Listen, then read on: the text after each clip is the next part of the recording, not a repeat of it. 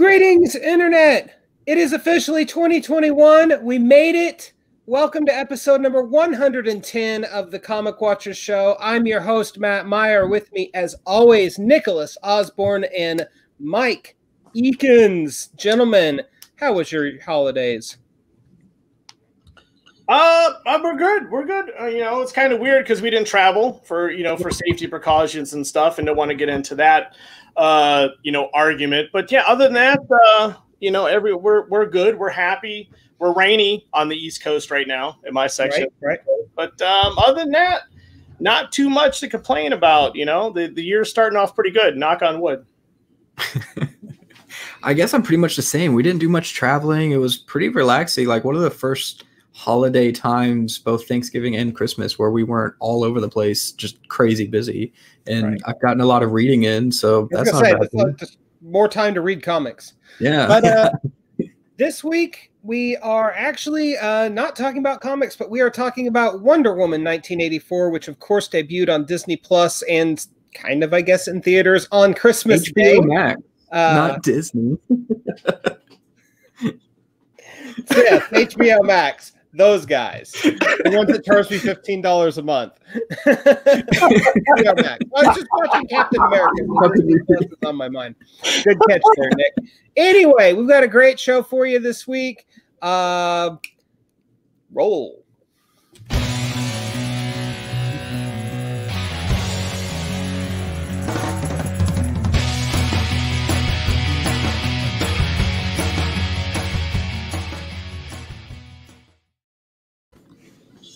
Woo! Okay, the intro is still funky fresh. I love it. Super fancy. But since it's New Year's, I thought we might kick off with a little bit of news. Mike, what do we have this week? News. This year? News, and more news. Here we go with the news. So we're going to start off with some Marvel Unlimited action here. You can get a year of Marvel Unlimited for $55 by using the code YEAR455 at checkout. I will say that this is probably one of my more favorite apps as far as for comic reading and stuff like that. Just a lot of good stuff. Definitely a good deal. Check it out. A lot of good stuff going on. Immortal Hulk, Amazing Spider-Man, X of Swords for all you X-Men folks. There is a ton of X-Men stuff in there. So yeah, check it out. It's definitely a good deal. Amazing Spider-Man 62 is going to debut a new look. It is going to have, let me see if I can pull it up really quick, but basically it is, we're going to start a new arc by Nick Spencer and that creative team. The cover art is by Patrick Gleason. Let's see here. Let me scroll down. Sorry about that. There's going to be a variant cover by Dustin Weaver. And basically that is going to, I'm not even going to waste that time right here. So basically what it is I should have had that prepped. I apologize to all our well, at least you didn't say Disney Plus instead of HBO Max. Right. That's for next show. Like that. That's about as bad as saying Marvel instead of DC. Yeah. I mean, let's be real. But if you head over to comic-watch.com, you can see at least 2 different articles that we have done. Sorry, for for Amazing Spider-Man 62. I'm a fan. We kind of chatted about this, pre-show, but I'm a fan of the colors. Obviously, it's comics. Will it stick? Probably not. But you know what? It's going to be fun for a couple of issues. Nick Spencer has a really great run on Amazing. So yeah, I mean, obviously for me, someone like me that always has anything Spider-Man in his pull, in his box, in his subscription in his comic shop is going to have it in there. But check it out. Like I said, www.comic-watch.com. You can check it out. The cover's on there. It's an interesting look. It's really high-techy. It's very busy. Like I mean, if I want to get just like kind of picky about things, I prefer sleeker, more simplistic designs in my superhero costumes. Like the more bells and whistles you put on it and pouches, the less impactful it is to me. And I mean, I realize this is probably like, I don't know, an arc, an issue, you know, like that stealth suit 10 years ago at the start of Big Time. And I mean, whatever, it's fine. Yeah. Which means, you know, have a little fun with it. There's no harm in changing things up every now and again, just and doing some good stuff with it. I mean, if we can have a Spider-Mobile, you know, we can have a kind of wonky Spider-Man outfit with tech eyes and things. So whatever that means. I mean, this definitely went. I mean, this definitely feels like, and I don't mean this in a bad way, but it's definitely like, you know, Peter Parker and you know, it definitely went shopping at like Home Goods or like TJ Maxx or something and put together something like, you know, like Tony Stark stuff that didn't sell during the first season that it was out. You know, so Peter went into Home Goods and was like, you know what? I'm gonna grab these bottoms. I like these bottoms. Yeah, and then he had a hard time. Pretty cool. Right. You know, he used to be CEO of Parker Industries, and now he's just a bum who has to have the Boomerang as his roommate. Leave the poor guy alone. But you know what? I mean, sometimes you gotta shop at Home Goods, and Home Goods, you know, there's nothing wrong with Home Goods. We've all been there. You know, it's good stuff. I was there 2.5 weeks ago. No worries. I didn't see a new, you know, spider suit, but I bought some stuff for my dog, and that was fine. So you know what? If the pooch can be happy, why can't Peter Parker? Okay. That's right. That is absolutely right. Nail on the head. So moving on to Marvel news. And this also means, sorry, I cut you off, but no, go ahead. Also means that the Contest of Champions phone app will soon get a sexy new variant Spider-Man that you can fight with, and there will be lots of opportunities for more action figures. Exactly. So, let's not forget, you know, what we're here for, which is merchandising. Not just Spaceballs, the flamethrower. But so basically, if I don't see this new suit in the Conquest of Champions app on my my iPad, I'm going to be kind of pissed right here. Because, yeah. We all riot. Yeah. All right. So we're going to dip in really quick, continuing with Marvel news.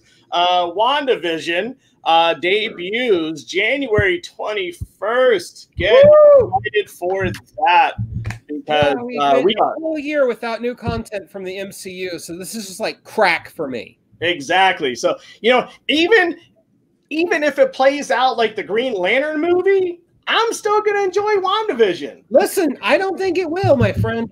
The trailers for it have been pretty damn intriguing.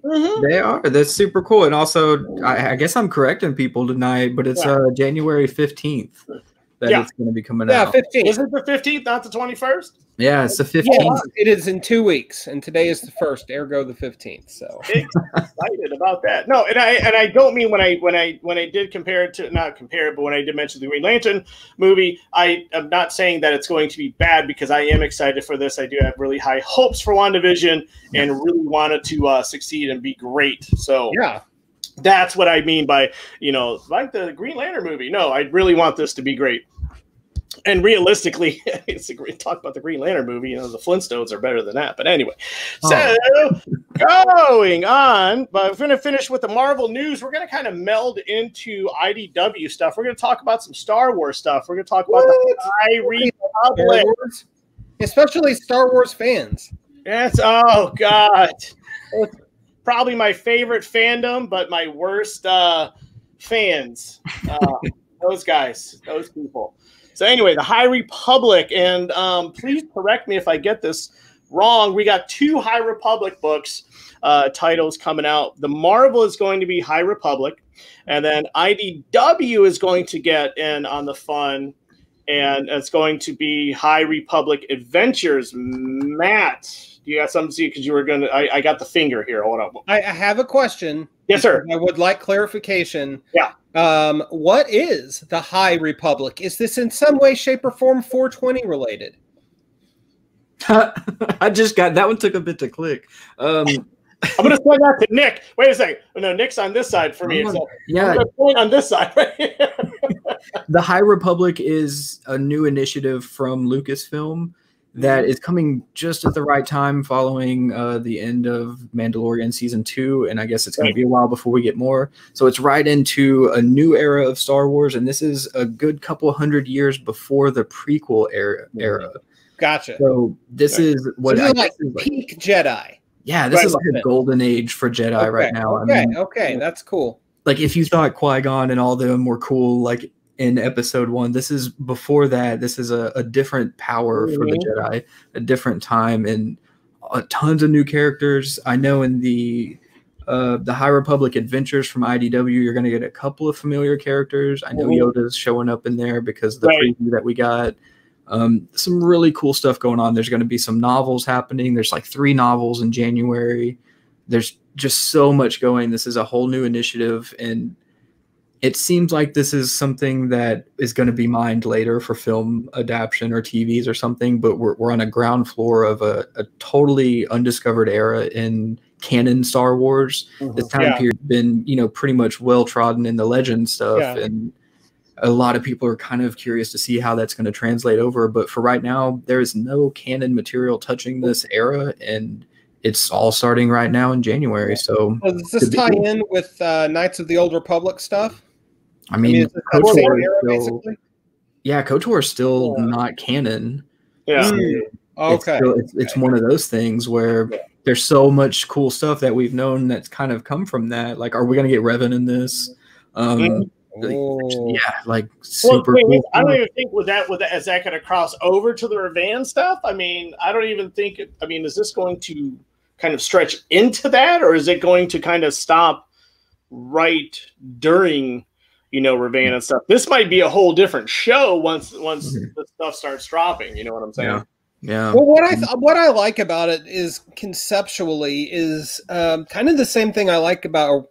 One of the things I like about The Mandalorian is that it's getting away from the damn Skywalkers, There's so much storytelling potential, types of stories you can tell in the Star Wars universes, and we got to break away from the Skywalker lineage and explore some of this, and this is a perfect way to do it. Nick, you mentioned Yoda being in it, possibly.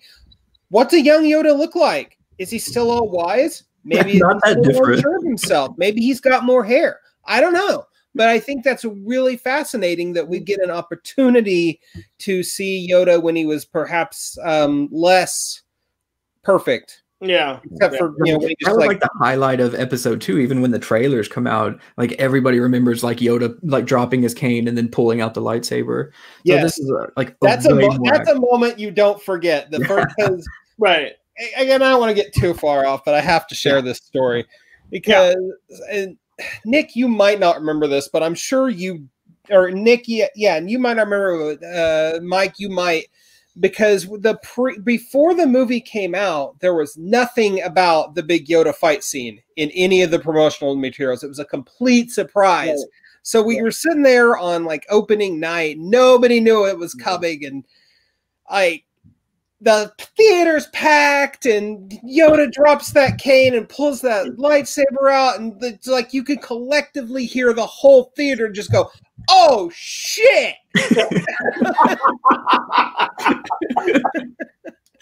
Yeah. I mean, it's just one of those wonderful moments. Like, let's see more of that, please. And I have a feeling like this whole era of Star Wars is just going to be a lot of that, like Jedi at their prime, just a lot of them. It's not like they're dwindling in numbers and clouded by the dark side and without power now. This should be a Jedi that, kind of what the stories are going to deliver on, what you hear about, where their mythology got started and why they're so widely known. I feel like this is going to be a lot more in depth for that. And it's going through the Lucasfilm canon. So the whole story team's going to be looking at it, making sure everything fits nicely, just like all the other comics. It's going to fit in with canon. So I have high hopes for this. It could be really cool. Very cool. High Republic, baby. And I heard that this is going to, I think in either the IDW or the Marvel series is going to show a rare pick of Yoda at Chipotle pre-Jedi. So ordering the burrito bowl. So look out for that. We're trying to get all the snark out now before the Wonder Woman 84 discussion happens, I guess. Just get it all out. Coli, I do. Let's go ahead and wrap up on news here as we wrap Yes, up. we've gone massively off topic. There's lots of energy pent up. Yeah, oh my God. Next episode, Yoda and his burrito choices for Tex-Mex. All right, so sticking with IDW, ever popular Last Ronin Teenage Mutant Ninja Turtles, getting a director's cut edition, which is going to have very special. There we go, yes sir. It's going to have special photos and art and thing going all the way back to the Laird Eastman years when this was like fresh. So we are getting this edition is just not another like cash grab, or I mean it could be if that's your angle on it, I guess it could be that, but just reading what this issue entitles and then talking, I did talk a little bit with Ben Bishop, the artist for The Last Ronin, on Facebook, and he did mention that this is art. This is actual art from the Laird Eastman time, from the original stuff. Wow. So this isn't like 35-year-old artifact. Right. So this isn't stuff just like a bunch of suits and a bunch of dudes and dudettes are sitting here in the offices of IDW going, how can we, glom on to a fandom that was going to sell books? Well, we're going to buy anything you put a turtle on it, regardless of anything. But if you promise us, original Eastman Laird art from when The Last Ronin was first pitched, then yeah, we're going to buy it. So this looks really, really cool. It comes at a great time because we're still experiencing some delays with getting issue 2 out. But nothing is official with that. But definitely that is the director's cut for The Last Ronin has a due date. I'm going to say that. IDW, looking at you. I love you guys, but we're going to do this here for The Last Ronin. We're going to do March 21, March of this year. Once again, okay, but definitely be on the lookout for that. Even if it's the summer or late fall for this director's cut, it doesn't matter because Last Ronin 1 was really cool. What they're doing with this whole story is really cool. So we can definitely be a little patient, especially for something that's going to promise The Last Ronin 1. And then on top of that, we're getting some original art from when this was first conceived. So that's really cool. Be on the lookout for that. March of 21. Moving on to Image. And we are going to talk about Uncle Todd. We're going to talk about the Todd Father here for a couple minutes. Always a fun time talking about Todd McFarlane. We're going to talk about Spawn 314, ladies and gentlemen. The Chain Gang, which is going to have variations. We're talking medieval Spawn, Gunslinger Spawn, Ninja Spawn, the Reaper.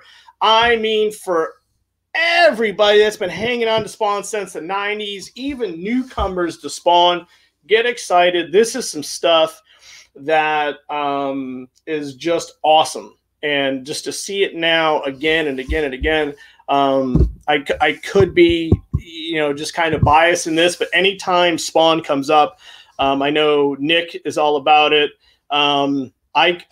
Spawn for me is just one of those fandoms that you could just regurgitate Spawn #1 15 times over. Oh, this has different colors of ink. I need it because I need a 12th copy of Spawn #1. So why not? Low opinion of Spawn fans there, right? So anyway, so 314, be on the lookout for that. And on the to round off the news, we're going to talk about the Todd Father. praise be. But anyway, with the new hot series crossover from Image, Todd McFarlane is going to be doing those covers. And the variants from Todd McFarlane from crossover is they're going to appear to be the same cover over and over again, but they're going to have little intricacies that is going to be different. So keep your eye peeled to image.com. If you are reading crossover, definitely snag those covers. Be on the lookout for those because... And really... Why aren't you reading crossover if you're not? Because yes, Brian K. Vaughan on the first page of issue 2, and that's like the tip of the iceberg with the wacky shenanigans. Yeah. So you should definitely be reading this comic. Yeah, absolutely. And I mean, and with these covers coming up from the Todd father, it's just one of those things where it's like, do I need 5 issues? 5 copies of it? Yes, I do. Because it doesn't matter if there's like 2 little chain links out of it. Yes, I do need it because there's stuff in all of our long boxes going, well, do you have Teen Titans 314? Well, yes, I do. But do you have Teen Titans 314 with Robin holding of a chai tea latte from Starbucks? But you don't have that one. So don't give me that stuff that you're not buying all these other covers with the small changes in them stuff because we're all doing that. All right. Yeah. All right, newsboy. You've had your time. The peeps are wanting to hear our thoughts on Wonder Woman 84. So came out Christmas Day, HBO Max. No. The movie stars Gal Gadot, Chris Pine, Kristen Wiig, Pedro Pascal. Excellent cast. Patty Jenkins returning to direct. She kind of killed it on the first one. Yep. So, let's, what? Your response, little tepid. But you know what? I don't want to get into all that yet because there are good things in this movie and they deserve to be talked about. Everyone wants to talk about what's wrong with Wonder Woman 1984. Well, we'll get there. There are good things in this movie. First of all, let's just break down the plot. There is a mystical MacGuffin kind of a thingy that is not at all like a monkey's paw, but it allows you to grant a wish, and of course the wishes turn bad. Okay, so we've also got Pedro Pascal as Max Lord, who in this movie iteration does not have the ability to control people's minds and get nosebleeds and get his neck broken by Wonder Woman, but rather is kind of like a sleazy car salesman who failed up to a certain point and is at the precipice of losing everything. The whole house of cards is about to come down, and he gets his hands on this monkey paw, and it changes everything for him. Now, Pedro Pascal, you may know as the Mandalorian from the show of the same name. He's having a heck of a moment. As an aside, I think he's great in both roles. So let's, if you guys don't mind, let's just start with Pedro Pascal because I really enjoyed him. He's having a breakout moment right now. What did you guys think about his interpretation of Max Lord? Yeah, I think it's a lot of people are quick to say he's like the immediate, highlight or MVP of the movie. Like definitely the unexpected surprise that there's so much charm with the character. You kind of can't help but, be intrigued by him and kind of want to hang out with him more. There's a lot of issues, and I'm going to probably sound like a broken record with this, but it's not the characters that's the issue here. Pedro Pascal plays the character really well, and he turns in a good performance. Yeah. Is it over the top in places? Absolutely, but it's supposed to be. Yeah, exactly, and it works for the movie too, because I mean, you need to be sold on this guy, like you said, failing upwards. And you see that pretty early on when he's so personable and so charming and kind of gets everybody on board no matter where he's at, and then goes back to the office and it's just like dead and there's nobody there. Yeah. You've got bills that are past due and you see the stress sink in. I thought it was great. Like, I thought that part, he was a really great character. And I'm going to say this about pretty much the whole cast that you named off is them as their character is great, but it's kind of what's going on around these characters that we'll get into the issues. Yeah. But when you just look at the performance of Pedro Pascal, just phenomenal. I love it. He's got the charisma that you can see how he so successfully used car salesman his way to the top, and was able to win all of these investors over, one of whom we meet and is Simon Stagg, points at home for the boys and girls who knows why that person is relevant in DC. Mike, how'd you feel about Pedro Pascal?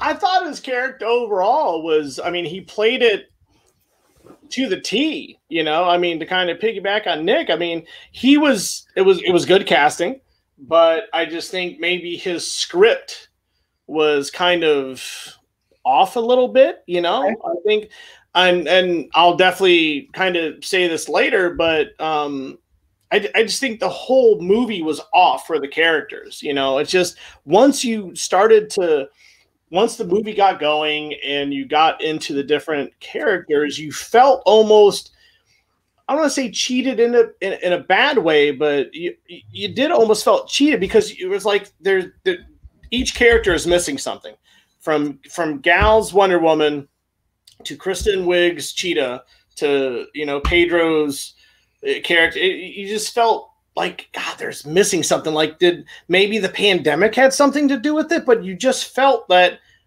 the charisma that Pedro brings and has brought to his roles, it was just something missing. But I thought, just him overall as an actor was spot on. But I just felt maybe. So let me get clarification. Yeah. So when you say something was missing, do you mean in terms of being a faithful adaptation of Max Lord as he is on page? Yeah, is that kind of what you mean? Yeah, not to get into, because obviously, comic wise, we know the backgrounds of Maxwell and stuff like that, and Barbara in the movie were different than comic adaptation. Sorry, but it was just something was missing. You just felt like, and it wasn't like Ewan McGregor's character in Suicide Squad that you were just like was completely off, but it was just like yeah. That's three for Nick. Yeah. Hey. It was just like it's a hat trick. Yeah. You have performed a hat trick. Yeah. And it was just like, something was just, I don't know, something was off. Something was just not there.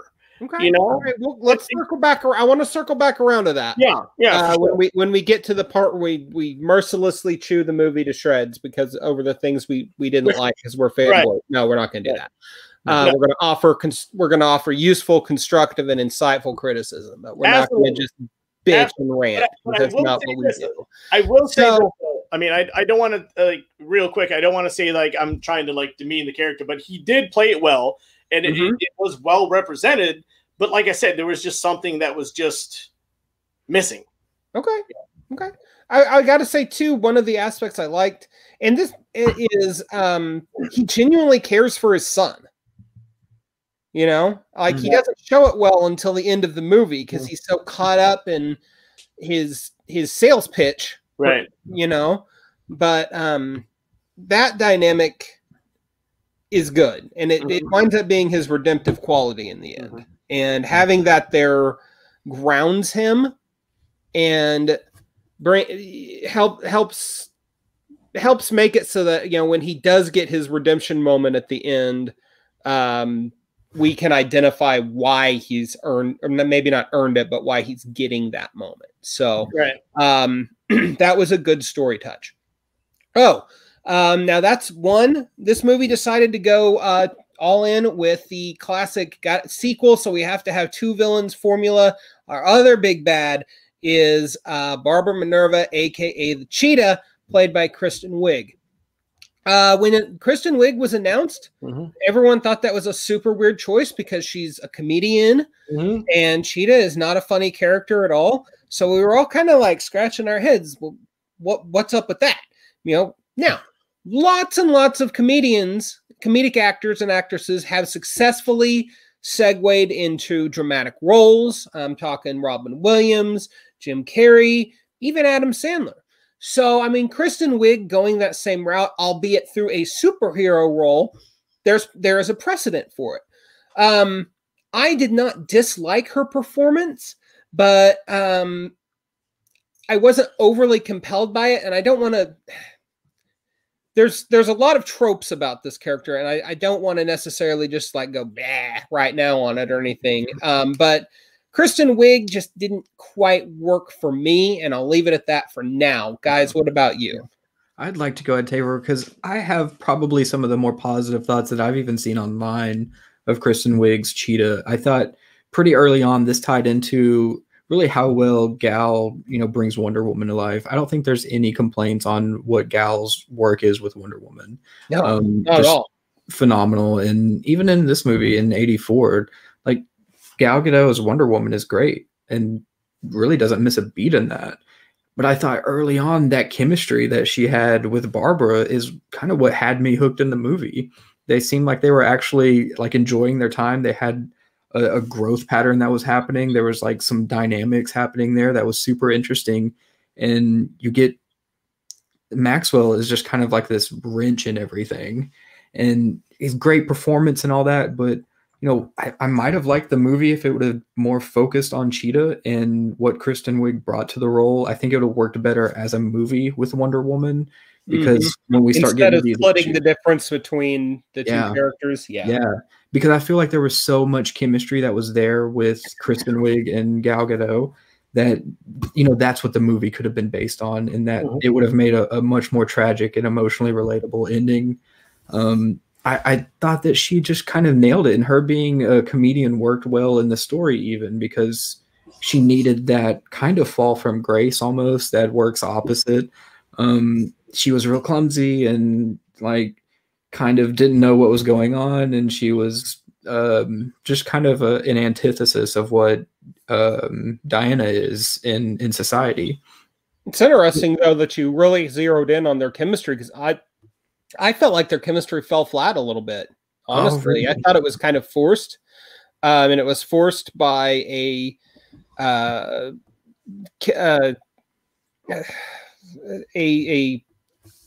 trope that we've seen multiple times in superhero movies, be it Iron Man 3 with Alden Killich, or Amazing Spider-Man 2 with Electro, or even all the way back to Jim Carrey's Riddler in Batman Forever. You've got a kind of nebbish dweeb who gloms onto the hero. They hit it off a little bit. The dweeb gets a taste of power and goes bad. We've seen it multiple times now. And I felt like the connection between Barbara and Diana was more forced to make that transformation happen. Now, I will say this, that watching Kristen Wiig start to come into her power, even if in a negative way, like when she whoops on that guy that is catcalling her on the streets, you know what? That's really good sequences. Yeah. She said no. I mean, she did. You didn't say no. Those are good sequences. I like it. Now, if you do want to talk about good chemistry, in my opinion, Chris Pine, Gal Gadot, they've still got awesome chemistry. Right. They still spark so well on screen. They really, like in the original Wonder Woman, they really reminded me of like an old Hollywood, maybe Katharine Hepburn type chemistry. They just kind of had that energy between them, and I loved it because they're from two different worlds. And in that movie, Steve Trevor is the man of the world, and Diana comes from this sheltered society, and now that's flipped on its head in '84. Right? Diana is the one that's been out in the world, and Steve Trevor, 40 years later, is playing catch up. So that's really fun. I love it. Chris Pine is just born for this role, and I say that. And this is also a credit to Patty Jenkins as a director and the writers of the movie. makes me care about Steve Trevor for the first time in 30 years of reading comics. Like, I don't care about this guy. Poor Steve. And here comes Chris Pine. I'm like, okay, you know, dude's all right. I get him now. You know, he's cool. He's got depth. He's not just the token boyfriend for Wonder Woman anymore. Yeah. But like, it's kind of the same thing with Cheetah. Like, when you talk about the character, it works, but when you talk about the character within this movie, it's like, because like, you know, how we get Chris Pine back even feels very meh. We'll get there. You know what? And it's like, what I got a lot to say about that. Yeah, don't start yeah, that the same now. thing what they did with Kristen Wiig's Cheetah. Like, I feel like there's so many of the like fundamental building blocks that are there for the character to just be spot on. But you can't just look at that. You've got to look at them set within this movie. And that's where it just chips away at so much. So you can go character by character and say, this was actually really good in a vacuum. Yeah. And, you know, just them, if you're just looking at them and nothing else, none of the plot details, none of the development, like what they brought to the role and how that role works in comparison to the comics, I feel like they made good translations and good adaptations. It's in the context of this movie, and that's where, I mean, you can't avoid it. The discussion immediately, like, it's hard. You have to purposefully not go into it. Right. And the fact that and I think you hit the nail on the head, the fact that you have to silo individually these positive aspects says a lot about the movie, because when you put them all together, the movie is just not the sum of its parts. Right. And this comes in this is where the plot deficiencies start coming in, because like I said, you got a whole monkey paw thing happening, right?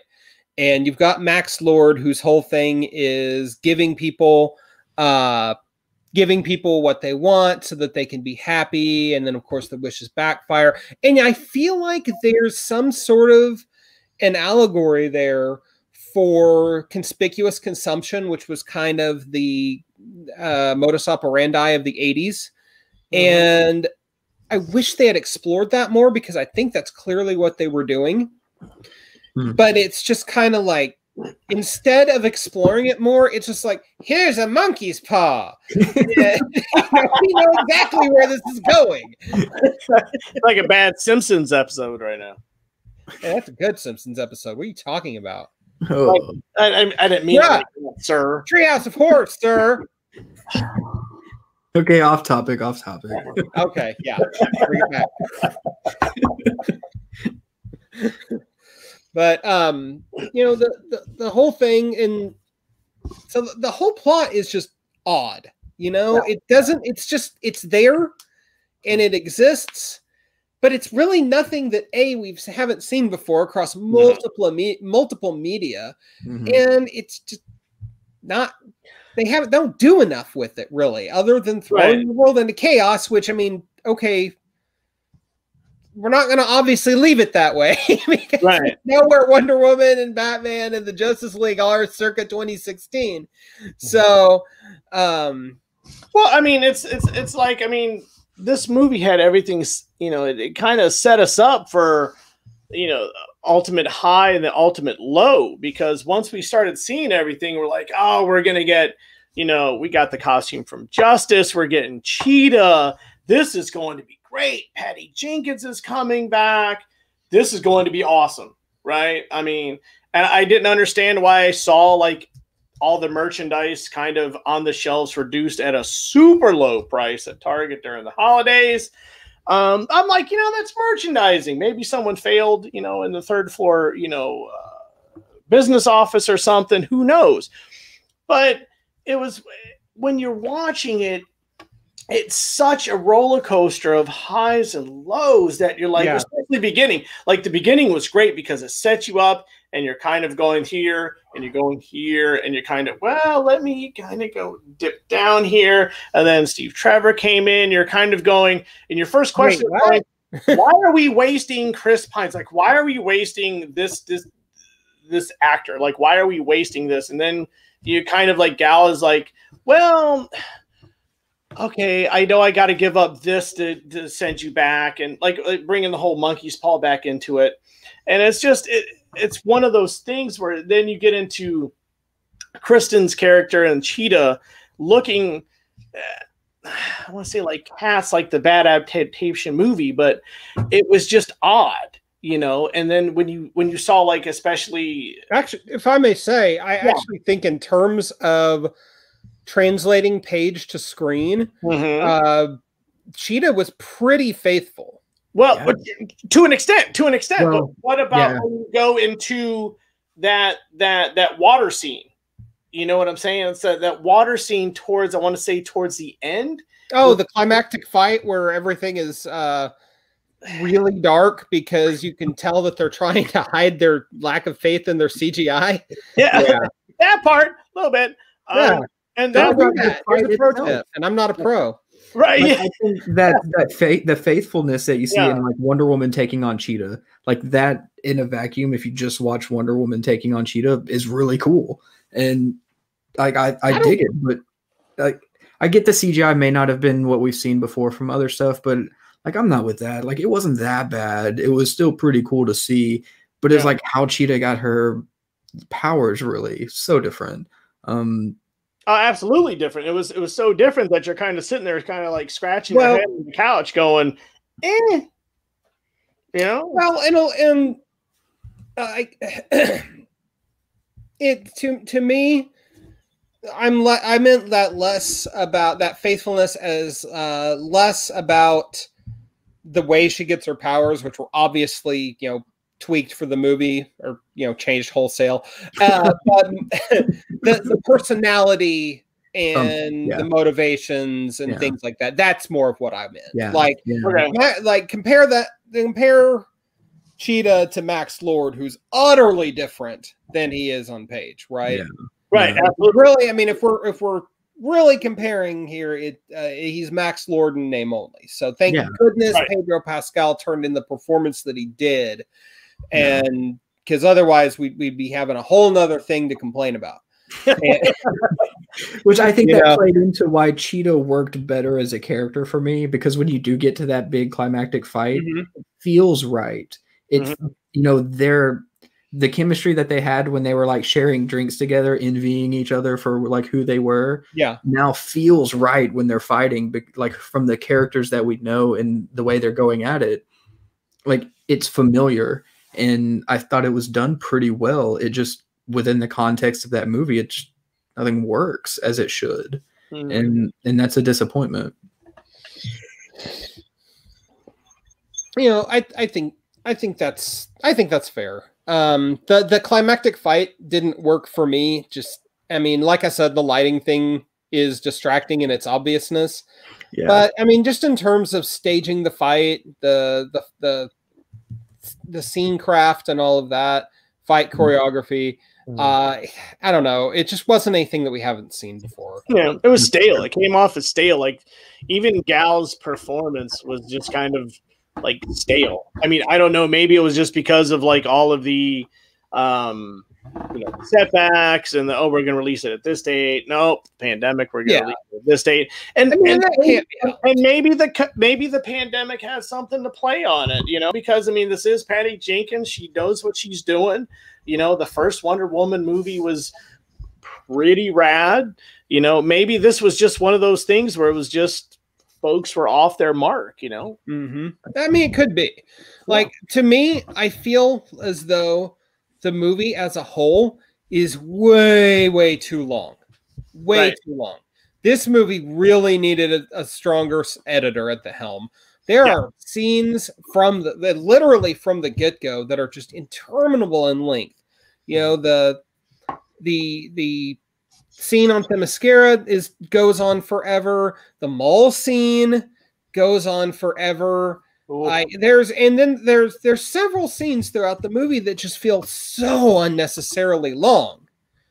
Like the mall scene is a good example. It's this really should be over very, very, very quickly, and there's no reason for it not to be. It's not. it just keeps going, and Diana keeps swinging around like Spider-Man. And I mean, that bugged me. She's so reliant on swinging with that lasso in this movie. It really stood out to me. Yeah, the tiara was cool though. I mean, you get that moment was really cool. Yeah, you definitely do. You get the invisible jet. Yeah.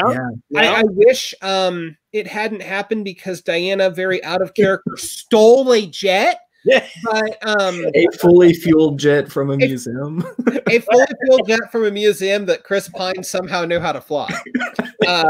So many issues, but you get the invisible jet. But you get the invisible jet, and that's that, right? You know, the invisible jet sequence with the fireworks and everything. Yeah. It works. Yeah. It lands. That might be the scene in the movie that I will just say 100% with faithfulness lands exactly as intended.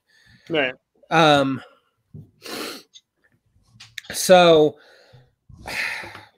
okay. I mean, if this thing had been edited, there's just not 2.5 hours worth of story. Yeah. You know, there's we got a few comments here. Could have easily been a clean 120 minutes. Yeah. Like, I want to read some of these comments before we run on. Yeah. There's actually a lot of good comments going on. Right. It's definitely Joe's Footlocker on YouTube. There's quite a few things. Wish we had gotten more scenes with his son. That payoff felt flat with Maxwell Lord. Great chemistry with the son. So yeah, I think any more time they had on screen would have brought more heart to it, and that probably could have been useful. The John Torrey Jr. from Facebook. The Themyscira scene was great. Steve Trevor angle was weird. It was a wish. Why not just rematerialize Vice using a random body? Kristen Wiig was awesome. Cheetah was good, but felt underutilized. I agree. Yeah. She should have been the big bad, not the run up to Max Lord. Right. And I that's where I'm at too. I feel like had this movie been about Wonder Woman versus Cheetah, it would have been maybe more succinct, and it would have been better. It would have been a stronger movie. No. Well, you know, at times, and not to take away, I don't want to take away from the comments really quick, but at times this really felt like Batman Returns with Two-Face and the Riddler and stuff, that's Batman Forever. Is that Batman Forever with Riddler? Is it Batman Forever? I even mentioned it earlier. Really? We're on our editor roll today. Apparently, we need to wake up right here. So anyway, but at times it did feel like, because you had two, baddies, that it was just like too much a little bit, and I really wanted Cheetah always is focused, baddie, because I was like, oh my god, it's Cheetah and Wonder Woman. What else do you want in a comic movie? And it's amazing, but then it was just kind of like, and toss it up, shoot it, and you missed it, and it's there. It also kind of explains why the marketing was so minimal for Cheetah. It took so long for us to see her. There wasn't much about her, and it turns out it's because she didn't have that big of a role in the movie. Yeah. Yep. John Torrey Jr. The mall scene was useless, probably uselessly long. You could have gotten the stone at the museum without the mall scene. That's probably true. Joe's Footlocker on YouTube. The mall scene completely undermines the whole only come out for major events. So she uses a power she never uses again.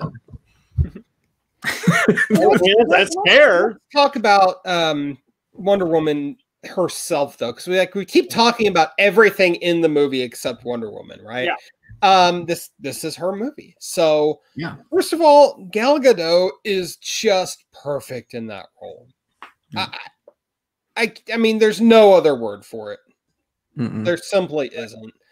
And she's, she was perfect when she first showed up in Batman versus Superman. What? She's the one good thing in that movie. And she was just perfect. So much heart and humanity in the original Wonder Woman. And I mean, she's still good here. But here's the weird thing. Did you guys feel like she was underwritten in her own movie? Yeah. like there's not. I mean, Diana is in it a lot, but Wonder Woman. Yeah, that's a lot of the things that I see. Is off screen a lot, and I thought that was just kind of odd.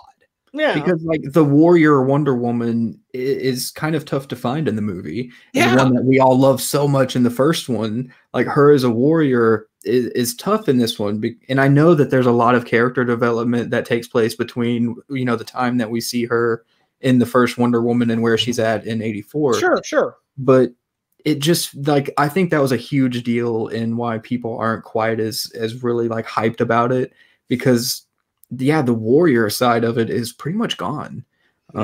It's playing more to the superhero angle and just that, and it lost that flair of her sliding around with a sword and shield. Like, and even that, like even the scenes where they did try to capture that, like the chase through the desert, kind of halfway through the movie. Oh yeah, that scene just falls flat. No, because there's nothing happening with it that we haven't seen 100 times before. Because they're empowering her. Clearly trying to evoke Raiders of the Lost Ark. I want to also say, but it's in the middle of her being depowered, so you can't do so many cool things because you're having to ride around. Well, right, exactly. Though, because of that, we should feel more tension. We should feel higher stakes during that sequence. But I just personally didn't. Maybe that's just me. Well, no, because I mean, even at the in the casa over here, we were kind of in the opposite. Like once Diana, when Diana was on screen, we were like, "Oh, hey, Diana!" And then when you saw Wonder Woman, you're like, "Oh, the Uber has arrived. Oh, it's her side job."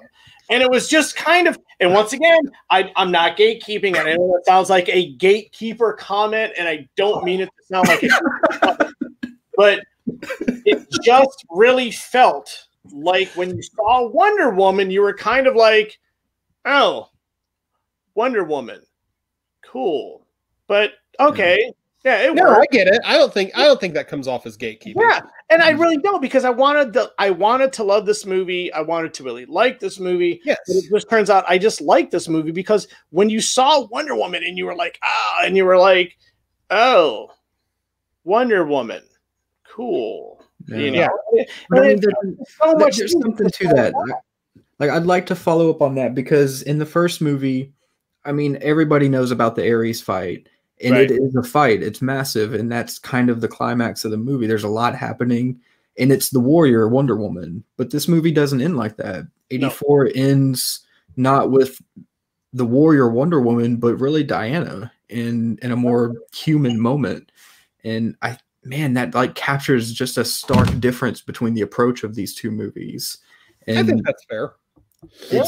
It's interesting to see it kind of unfold like that, and it's so dramatically different. I think it lost a lot of the momentum that we got in the first movie that made us love this vision of the character so much. Yeah, I think so. Fair enough. I think so. Yeah. So I really want to.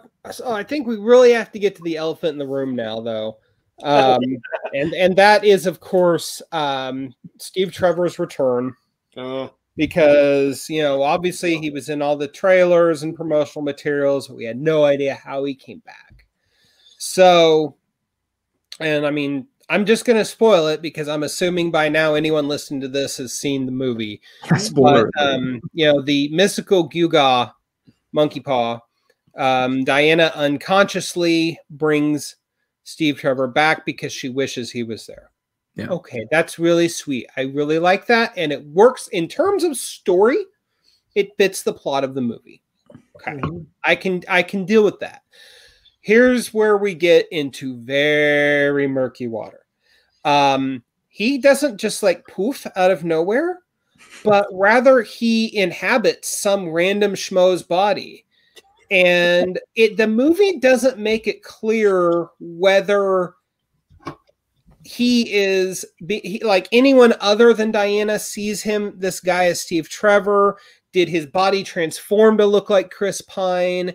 Like, it doesn't make it clear. And that's a big detriment because, Steve Trevor body jacks this guy for at least 3 days. Like, this guy's going to wake up and he's like, man, there's like 3 days in my life where I have no idea what happened. Yeah, and if that weren't just kind of weird enough as it is, they have sex. And now you're talking about a dude having sex without consent with Diana, and she just goes along with it. I mean, but like I have such mixed ones on that. I really did, because I see happening. I'm kind of wanting to talk this through because it's very clearly some not. People like are immediately saying this was rape. Yeah, other people are like, you know, having a more nuanced look at it. But I mean, I think we can all agree at the very minimum, it's not cool and kind of creepy. It's a little odd, but like John Tory Jr. here said on Facebook, it was creepy, but it was clear that she was the only person to see Steve Trevor. Okay, and yeah, I see John Tory did correct me on that. Yeah, it's John, like thank you for that. In the mirror scene when he's like looking in the mirror and he's like, oh, he's got it. Right. It makes it right. Okay, I did forget about that. Yeah, so but it's very clearly not this guy who is like conscious. If the monkey paw wish stays and she doesn't, you know, retract her wish, this is the guy. It's Steve now, and would be until anything else tragically happened. So this is very. I don't think that it was a form of inappropriateness like that. It didn't click watching the movie until I saw everybody on Twitter really talking about it, because I got the feeling that this wasn't like a body swap thing where the guy's like watching himself, you know, like maybe be violators. It's he has no agency. Like it's not existing at this what's point. Happening to go to Egypt? I don't know. I guess I went. I wasn't in control of my body. Well, it's like he is not, like, basically, are we to assume that he just didn't exist? Because at the end of it, you know, he has no idea who she is and all of that. So, like, there's no memories. There's no, like, subconscious thing happening there or anything like that. It's still his body. No, and I think that's the sticking point. Yeah.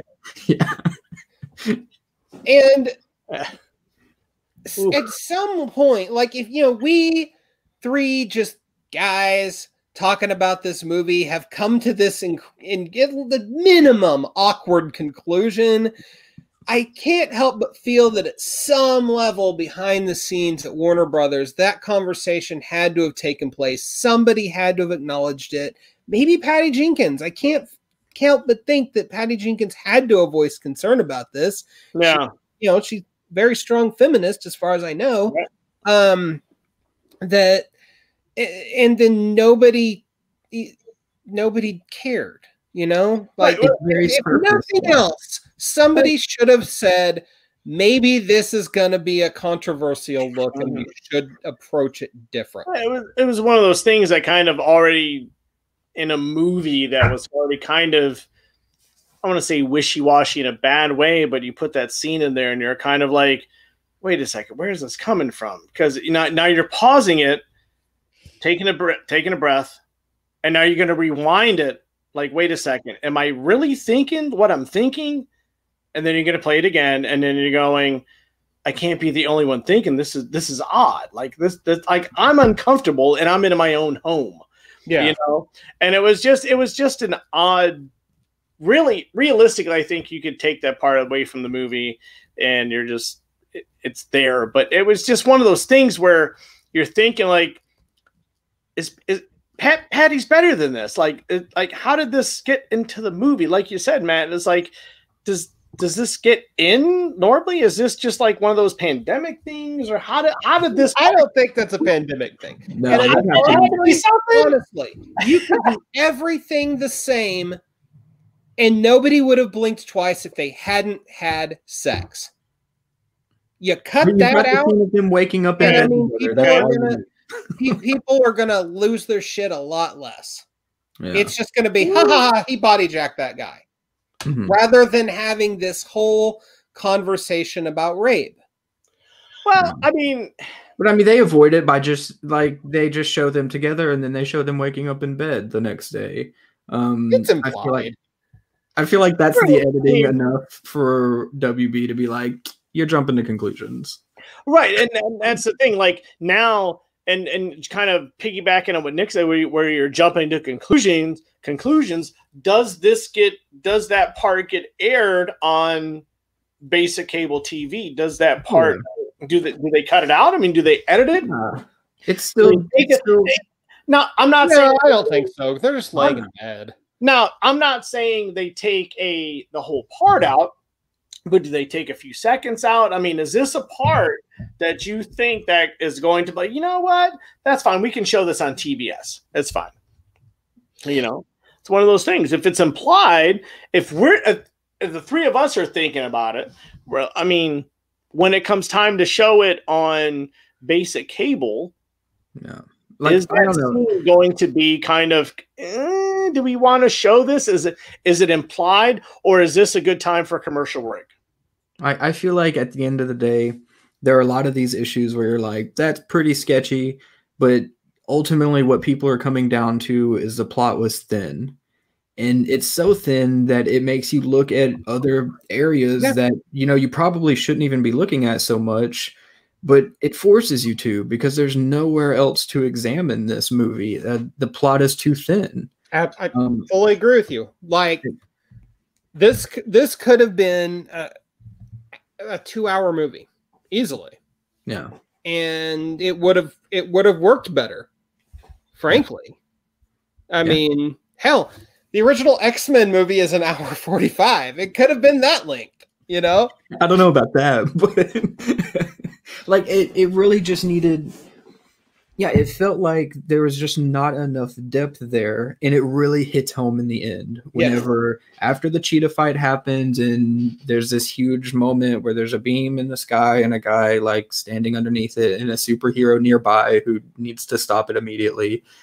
There's that moment where you're like, this movie's not going to end in some like spectacle fight or some revolutionary moment for Wonder Woman.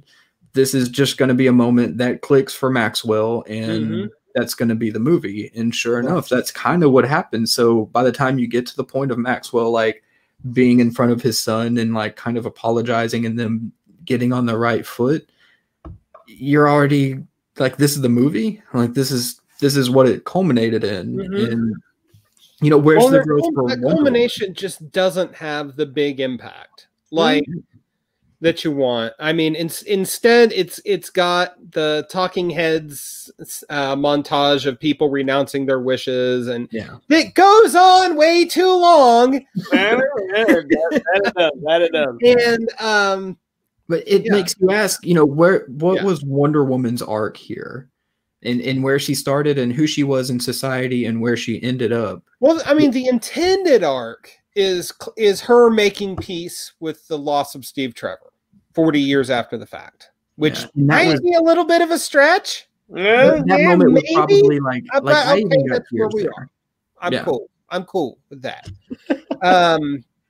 It's the manner in which they chose to go about doing it. It's kind of like, it reminds me a little bit, as a matter of fact, of an episode of Angel from the first season where Angel gets turned human and he gets like one perfect day with Buffy where they get to be together, no strings attached, and it's beautiful. And then at the end, he has to give it up and everything goes back to the way it was. It's the same idea, but this movie did not pull that off anywhere near as well as that episode did.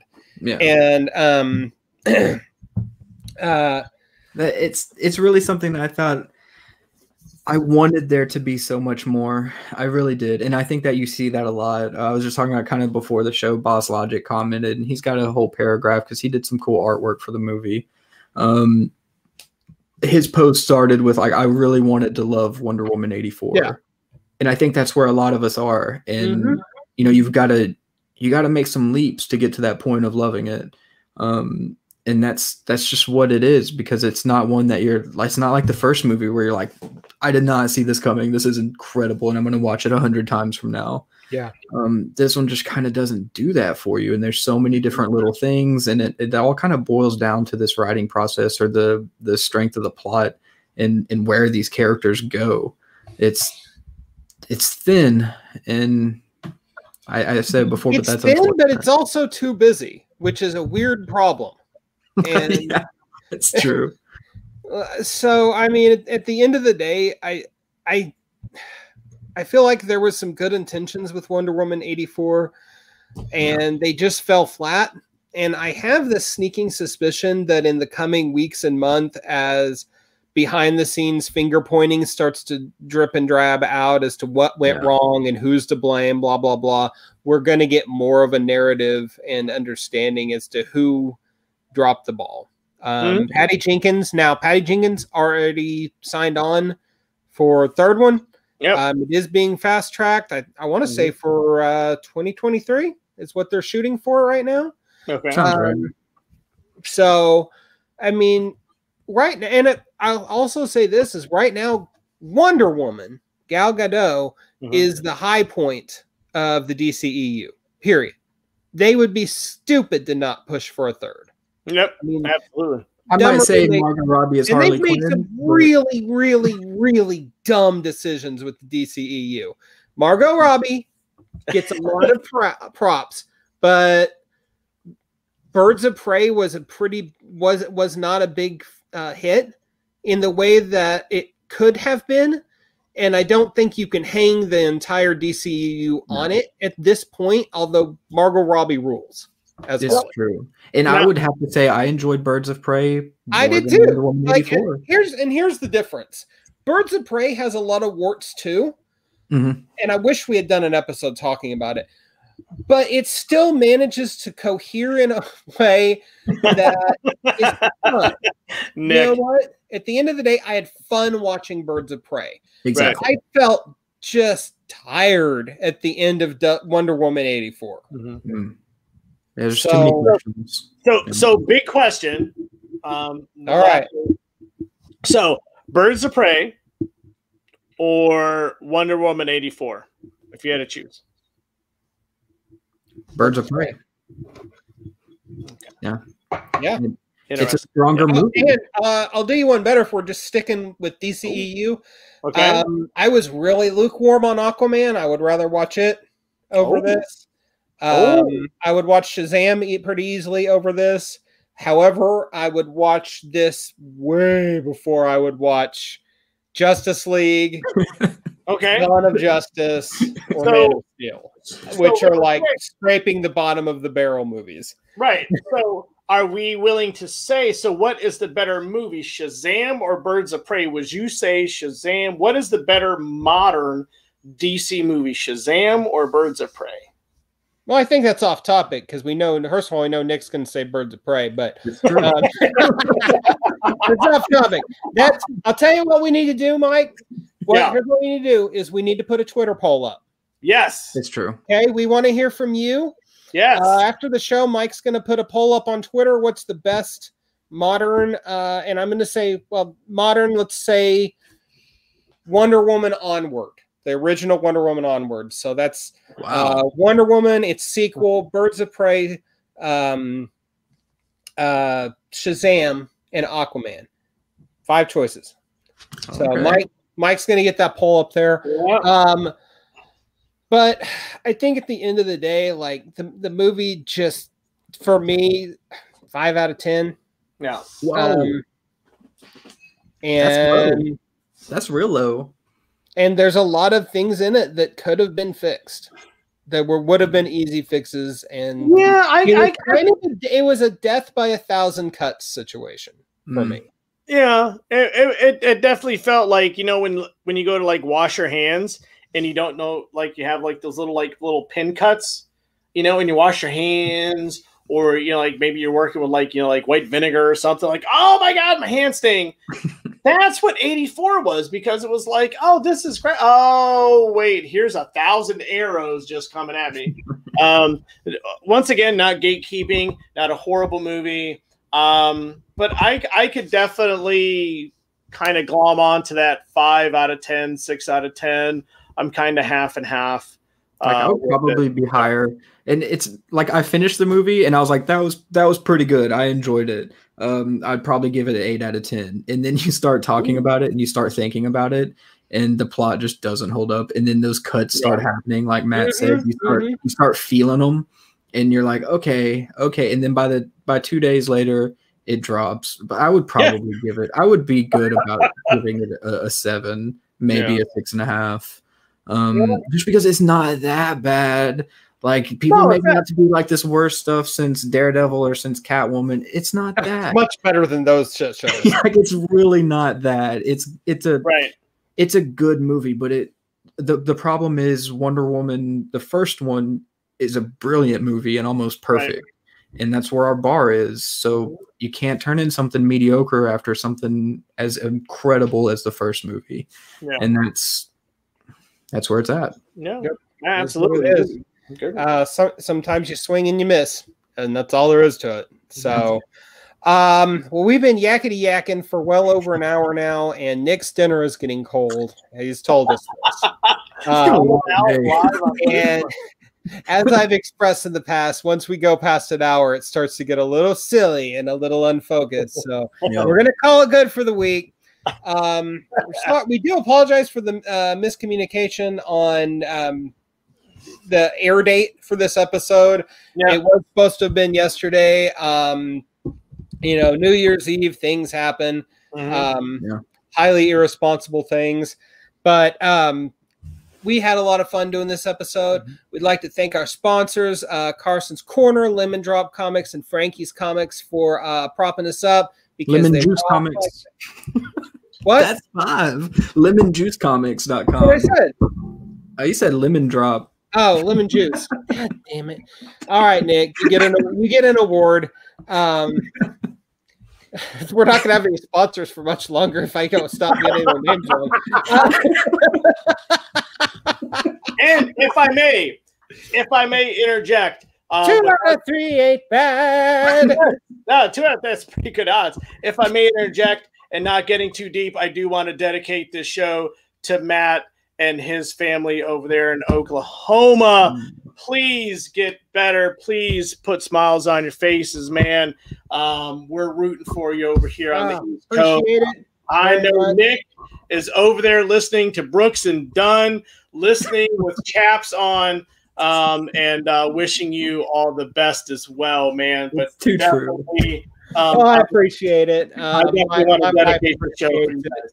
So we're gonna get through this thing, and we'll be all right. So that's our episode.